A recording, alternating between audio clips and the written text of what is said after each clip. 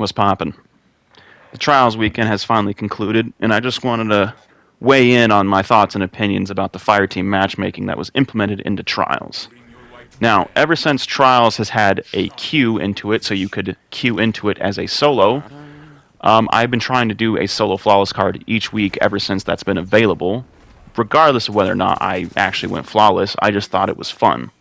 Now, for this weekend, when they implemented the Fireteam matchmaking, I did not play against a single 3-stack the entire time, which beforehand, I was playing against a 3-stack basically every match. So I was used to it. I knew what I was up against, low chances of winning. But now it is a lot more feasible for a solo player to go into Trials without the solo queue up and go flawless. It is way leaps and bounds better than it used to be. However, there is a little problem with their team balancing, and I noticed plenty of matches this weekend where they were very lopsided. Very, very obvious that one team had much better players and was way heavily more stacked than the other team. I had plenty of matches where I and my two teammates, where we were just, my other two solos in my team, we were just rolling the enemy team to the point where they were giving up, jumping off the map. And then the other side, where my two teammates were struggling to even do damage or get a kill, and unless I killed the 3 solos on the enemy team, that match was a big fat L. So I did run into both sides. I did notice it. Some of the team balancing can get very lopsided at times. There was some good matches in there, here and there, but it was just kind of like all over the place. It didn't feel very flushed out as far as the team balancing went, which has always been a problem regardless of what part of the Crucible you're playing in. Now, they did post a blog post recently talking about the future updates for Trials and matchmaking, and they're even thinking about reworking the respawn system, which is all good things.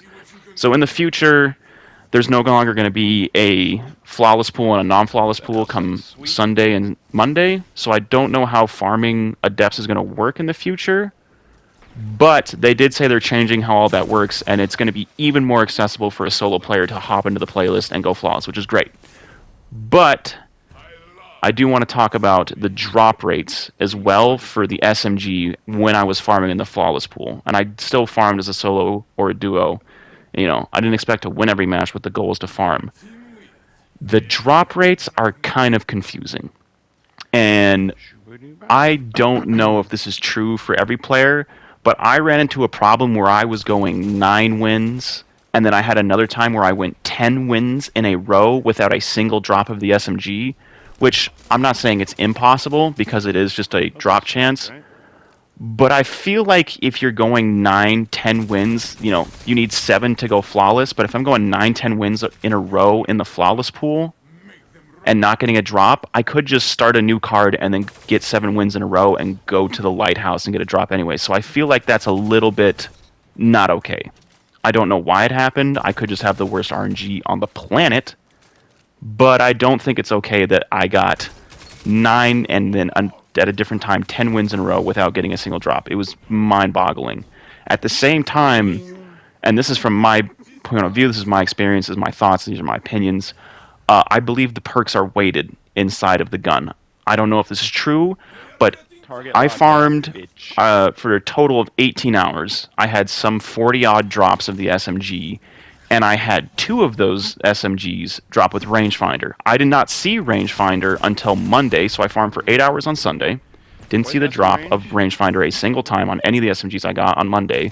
Started up on Monday, and then after 6 hours of farming, I finally got my first SMG to simply just drop with rangefinder. Not the perk combo I'm not looking for, not the god roll, just drop with rangefinder.